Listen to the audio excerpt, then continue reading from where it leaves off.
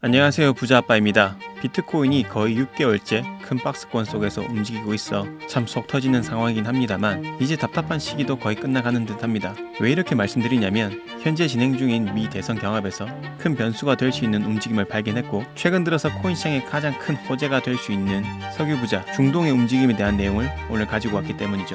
자세한 이야기는 영상에서 말씀드리겠습니다. 그럼 시작합니다.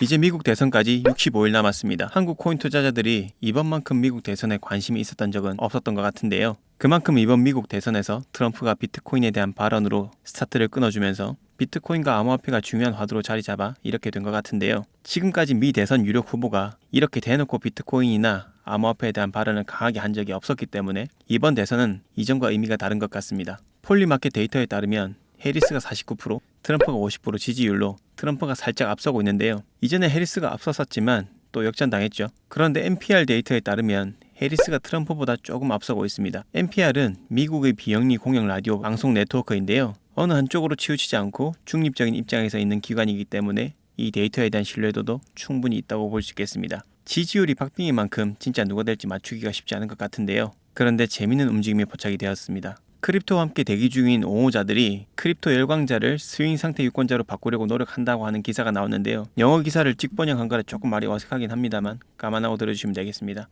크립토 정치 옹호 단체인 스탠드 위드 크립토라는 단체가 다음 주부터 애리조나주부터 주요 주를 가로지르면서 투어를 한다고 합니다. 이 단체는 2023년 코인베이스의 주도로 설립된 비영리 단체로 암호화폐 산업을 옹호하고 규제 정책에 영향을 미치기 위한 목적으로 만들어졌습니다. 이 단체는 100만 명 이상의 회원을 모집했고 이 회원들을 투표하게 만들어 암호화폐 지지표로 전환하는 것을 목표로 하고 있는데요. 간단히 말해서 비트코인과 암호화폐 산업을 잘 키울 것 같은 쪽에 투표를 할 수 있게끔 자체적인 선거운동을 한다는 거죠. 기사 내용을 한번 정리해봤습니다. 저는 기사를 보면서 이런 생각이 들더라고요. 이제는 해리스도 암호화폐 정책에 대해 명확하게 자기 입장을 밝혀야겠구나 라고 생각이 들었습니다. 이 130만 명이란 숫자가 전체 유권자에 비하면 크지 않을 수도 있겠지만 스탠드 위드 크립토가 공략하려고 하는 애리조나, 네바다, 미시간, 위스콘신, 펜실베니아 같은 주들은 대선의 판을 뒤집을 수도 있는 지역이라 해리스가 암호화폐에 대해서 계속 모호한 태도를 보인다면 스탠드 위드 크립토에 의해서 충분히 변수가 발생할 수 있을 것 같습니다.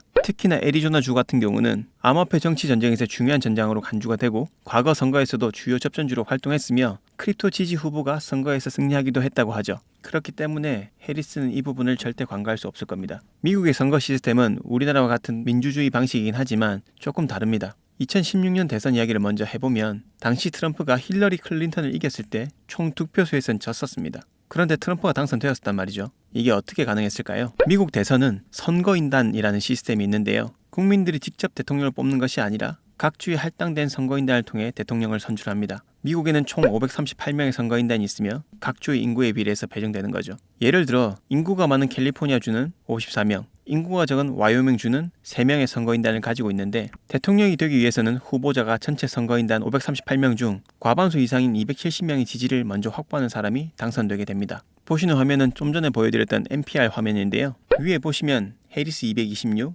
트럼프 219가 확보한 선거인단의 숫자를 의미합니다. 그리고 가운데 보시면 270도 윈이라고 되어 있죠. 즉 270명의 선거인단을 빨리 확보하는 사람이 당선된다는 걸 의미합니다. 그런데 이렇게 지도만 보시면 전부 다 빨간색인 것 같은데 왜 이렇게 차이가 나지? 라는 생각이 들 수 있지만 조금 전에 말씀드린 것처럼 각 주의 선거인단 숫자가 다르기 때문에 시각적으로 보여지는 범위랑은 좀 다르게 이해하시면 되겠습니다. 그래서 저는 유력 후보들의 비트코인과 암호화폐에 대한 입장이 이번 대선의 중요한 키가 될 수도 있기 때문에 해리스도 좀 더 강력한 패를 들고 나와야 될 거라 생각이 들고 이렇든 저렇든 이번 대선이 크립토 시장에 제대로 불을 지펴줄 수 있을 거라 보고 있습니다. 실시간 비트코인 관점이나 온체인 데이터, 뉴스 등을 빠르게 받아보고 싶으신 분들은 아래 고정 댓글에 텔레그램 채널에 입장해 주시면 되는데요. 제가 최고라고 말씀은 못 드리지만 성의 있고 성실하게 유익한 정보들을 올려드리고 있으니 투자에 활용하시면 되겠습니다. 원래 이야기로 돌아와서 최근에는 계속해서 거의 미국 이야기만 했던 것 같은데요. 현재 크립토 시장에서 미국이 굉장히 중요한 건 맞지만 그렇다고 다른 지역이 중요하지 않은 건 아니어서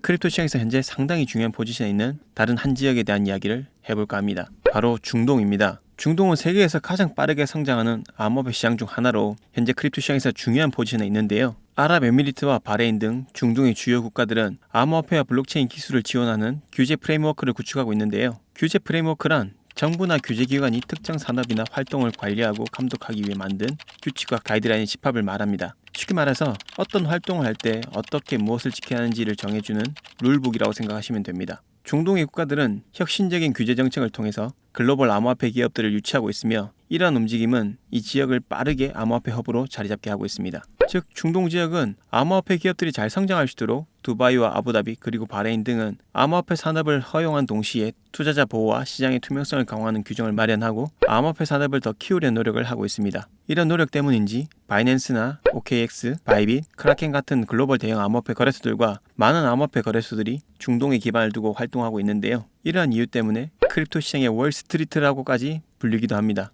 2022년 7월부터 23년 6월까지 약 389억 달러, 우리 돈 52조 규모로 시장이 빠르게 성장했고 글로벌 거래소 비트겟 자료에 따르면 1일 활성화 거래자가 50만 명에 달한다고 합니다. 아시다시피 중동 지역은 젊은 사람들이 기술에 관심이 많고 소비할 수 있는 여윳돈이 많아서 성장을 잘 이끌고 있습니다. 그리고 이 숫자는 앞으로도 더 늘어날 것으로 보고 있죠. 또한 테더사가 피닉스 그룹이랑 디르함 고정 스테이블 코인을 개발할 계획이라고 했습니다. 디르함은 아랍에미리트의 법정 화폐인데요. 달러랑 1대1 연동이 되는 USDT처럼 디르함이랑 1대1 연동이 되는 스테이블 코인을 개발할 계획이라는 겁니다. 그런데 이 피닉스 그룹이 생소하실 수 있는데요. 테더사랑 같이 스테이블 코인을 만든다고 하는 이 피닉스 그룹은 아부다비에 상장된 암호화폐 대기업입니다. 피닉스 그룹은 2017년 파르드와 무나프 알리에 의해서 설립이 되었고 미국, 캐나다, 독립국가연합 그리고 중동 지역에서 9개의 채굴 시설을 운영하는 23개의 계열사를 가진 대기업이죠. 그리고 아부다비 정부와의 협력으로 중동 지역에서 암호화폐에 대해서만큼은 우리나라의 삼성급 영향을 가지고 있다고 볼 수 있겠습니다. 그런데 여기서 테더사가 중동의 피닉스 그룹과 같이 손잡고 디르함 스테이블 코인을 만든다? 그러면 어떤 일이 벌어질까요? 그런데 참 타이밍이 재밌는 게 2달 전에 이런 기사가 나왔었습니다. 사우디아라비아, 미국과 50년간 페트로달러 거래가 종료된다 라는 기사인데요. 페트로달러는 1974년에 체결된 사우디아라비아가 원유를 미국 달러로만 거래하는 조건으로 미국이 군사 및 경제적 지원을 받는 협약이었습니다. 이 협약의 종료로 사우디아라비아는 이제 원유를 달러 말고 다양한 통화 등으로 거래할 수 있는 길이 열렸고 여기에 디르함 기반 스테이블 코인이 만들어지게 되면 비트코인이나 암호화폐 등으로도 원유 결제가 가능해지겠죠. 그러면 그 엄청난 오일머니가 크립토 시장으로 들어올 수 있는 길이 열리게 되는 겁니다. 사우디아라비아와 중동 지역의 오일머니 현황을 한번 봐볼게요. 중동 지역의 국가들 국부펀드 규모입니다. 사우디아라비아가 7천억 달러, 우리 돈으로 993조 1천억, 아랍에미리트가 8천억 달러, 1066조 4천억이죠. 이 돈들을 다 합치면 2조 6870억 달러, 우리 돈으로 3,583조 3,084억. 이 돈들이 다 시장으로 들어오진 않겠지만 이 중 일부만 들어온다고 하더라도